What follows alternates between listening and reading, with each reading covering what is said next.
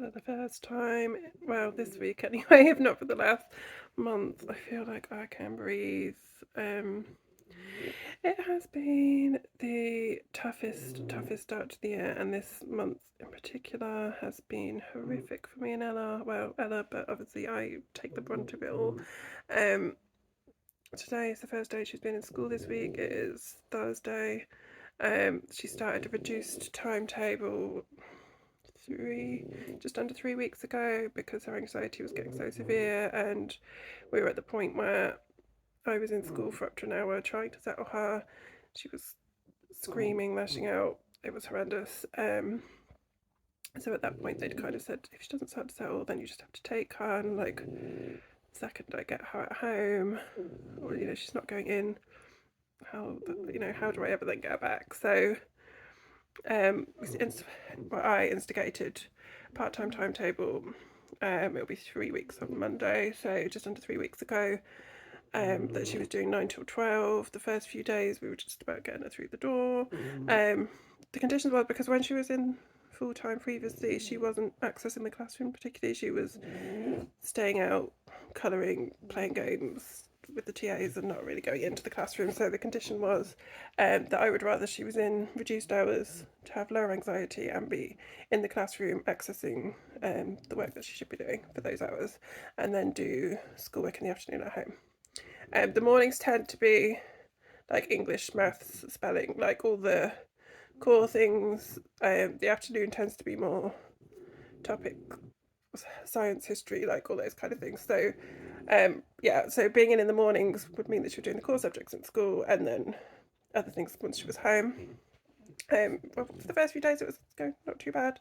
It started to kind of deteriorate again last week. I think a huge part of it is how reliant she was on the one friend, and they keep having little, what normal kids do, little squabbles, fallings out, whatever else, where there's other children kind of. It's a difficult one because the more she's not there at lunchtimes and things, the more that friend is then having to make stronger friendships with other children. That kind of, so I've tried to kind of explain that to her as well. That at least if she's there at lunchtimes, that won't be happening. Does that make sense? But the more she's not there, the harder it is then to fit back into the friendship group when she is there. So that's definitely been a big part of it. But this, so last week she was just about going in. Oh, there was one day, but that was obviously where there's big changes. That doesn't help. So last Wednesday, she wasn't settling going into the door. So for some reason, I don't always understand the reasoning behind these things, the headmaster, knowing full well it wouldn't work, said, take her to the car, calm her down and bring her back. Never going to happen. Not in a million years. If I take her to that car, she's not coming back. So whether that was just that you want to just leave at that point, I don't know. But I'd taken her to the top of the car park to take kind of a deep breath, and then I said, right, we'll just go back to the front door, even if it's just to say, like, we are going to have to leave. 2 TAs came out, tried to get her in.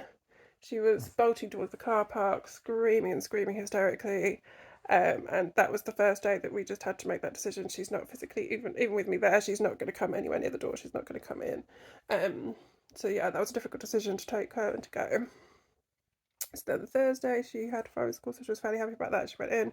Friday wasn't too bad, but she was worrying about these kind of fallings out that had happened with friends. And then school changed the plan again. So the new rule from this Monday was that they would open the gate at 8:30, but if she wasn't through the door settled by 8:50, that was a cut-off.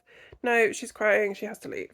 So again, not my plan, not how I think it should happen, but 8:50 on the dot.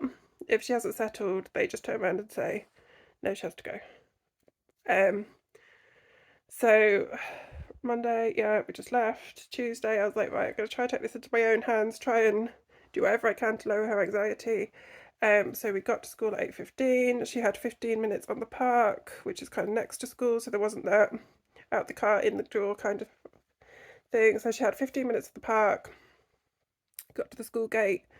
We went through the gate onto a bench that was just inside the gate, so again, not a kind of pressure. She just kind of sat on that bench for a few minutes. We went from that bench to just inside the library door, and there's a chair, like a soft bench thing just literally inside the door. So she was physically in the door, but I was with her. A few minutes there, calm, no tears, no nothing. And then we moved from there to the little room that she goes into. Still no tears, no nothing. But the time was ticking on, and it got to 9 o'clock, and I should have left. And then I got spotted, and I was like, uh-oh, I need to be going. And then it all just fell apart because, yeah, we were pretty much just told to leave because I couldn't physically leave her instantly. She was getting distressed. Not kicking and screaming like she had the days before, but she was crying, she was upset. She didn't want me to leave. Another 5 minutes, we probably could have managed it, but we were just told your time's run out, you need to leave. And I was like, this is a bit ridiculous, but I was like, I can't argue with it, I've got to get to work and things anyway. So yeah, we had to just go. And then today, I've missed a day out somewhere. So there's been three. There was two where I tried to get her in and failed. The second day I'd gone into school but got kicked out, and then yesterday we'd done this kind of gradual gradual transition. But those 3 days we've essentially been kicked out, so I need to look into, well, not look into, I need to ask, because if they're putting those down as unauthorised absences, you've told her to leave. So I don't know what it's going to go down as, but it's not unauthorised because you have told us to leave. Today I've done exactly the same as yesterday, so I'm going to try and keep it like that as long as they allow me to.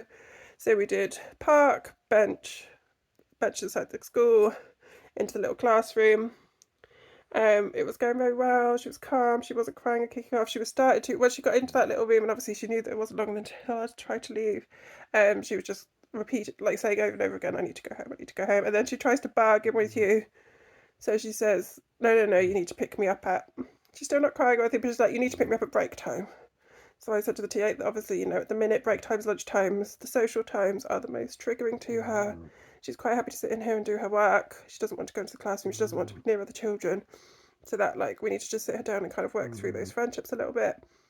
So yeah, she was kind of changing it and bringing it back to the point where she was like, I'll stay for 10 minutes, then you need to come back and get me. And I was like, no, I can't. At that point, the headmaster's walked in, and he's sort of glaring at me to leave because it's 9 o'clock or something at this point. I should have already gone. And I just said, look, she's been calm until the last couple of minutes. Can we just have 5 more? So he literally gave me 5 more minutes, at which point she was crying her eyes out. I said to her, look, the children were walking past to go into assembly, so I said, look, just play with the sand for a couple of minutes, I'll go and get all your stuff, and then we'll just leave. And for the first time in weeks, she let me leave that room without trying to chase me, without screaming anything. So I just snuck out the door, and I feel awful for doing it, but I don't think she physically would have, if I didn't get her back in today, that would have been 4 days. I don't think she would, I don't know how I would have physically got her back in at any point. And I needed to just break that cycle and just remind her that once she settles, she doesn't find school easy at any point, but once she settles, that she will be okay-ish, and she is coping. So she is in school today. She will probably hate me for the fact that I just left her, but she will also realise that the day once she's there isn't that bad. She may well become homeschooled at some point in the future, but that needs to be a decision that's made over time and for the right reasons. I don't want it to be made because we're in one bad situation. We've only got just over a week until the Easter holidays, so I'm hoping if we just survive this week and a bit, have a nice break, and then hopefully start afresh after Easter and just kind of get as much support in place for as we can. But I can't bear the thought of her just being completely out of school when it's not our decision that we've rationally made. So I keep pushing to try and do the best things for her, and to try and get her to understand that I am trying the best to get her support and that kind of thing. But it is heartbreaking to see, and I walked away and I burst into tears because, well, it's the first chance I've had to cry because obviously from Monday morning, she's been with me every single second from when I wake, when I open my eyes in the morning until I close my eyes in the evening. She's with me. She's sleeping in my bed. She's attached to me every second. And this is where, I don't think I've said this yet. If I have, I'd apologise, repeating myself. I don't think I have. So school in the last few weeks have kept, I don't think they mean to parent blame, but they start using terms like it's separation anxiety, she's over attached to you, possible attachment issues, blah blah blah. Um, so hopefully I can show that it isn't just separation anxiety, and that by doing these gradual transitions in like we have this morning, where she's not been distressed or has distress through those kind of stages, that is not me that's the issue. It's not separation that's the issue, it's not attachment that's the issue. Um, it is the transitions and that kind of thing. So hopefully we're making some progress, even if it's tiny. She did have CCN in last week, who have been really helpful in their report, but the things, it's always the same thing. They put in these great things in the reports, but unless they have one-to-one support, the things don't get put in. So, it's not physically possible for her to have the things that are in that report without having a TA with her. So it's very, very difficult. At the minute, she obviously is with a TA some of the time because she's not accessing the classroom. Then obviously somebody has to stay out with her, but that is essentially the class TA that should be with the class. So it's very, very difficult. School are doing what they can, but obviously they don't always understand things in the same way that I do, which is difficult. We don't always have the same views on things and that kind of thing. So I think it is the right place for her for now. I think she would quite like the idea of just trying somewhere else, but I don't think there's anywhere. I don't think there's any mainstream schools around here that would be better suited to her, or certainly not the same kind of size. They'd be considerably bigger and that kind of thing, which I think she'd find a lot more stressful. Obviously, bigger schools can have more resources, so there is a flip to it and that kind of thing, but I don't want that to be the pattern, because obviously we've been here before at her previous school, but we weren't getting support from school, and that was why we then ended up moving them to the school they're in now. Jaden's adamant that he wouldn't even consider moving schools, so to separate them or to have them in two separate schools would obviously be incredibly difficult anyway. So for now, we're just going to have to keep plodding along and try and get what we can in place for her, and hope that things continue to improve, even if it's only slightly.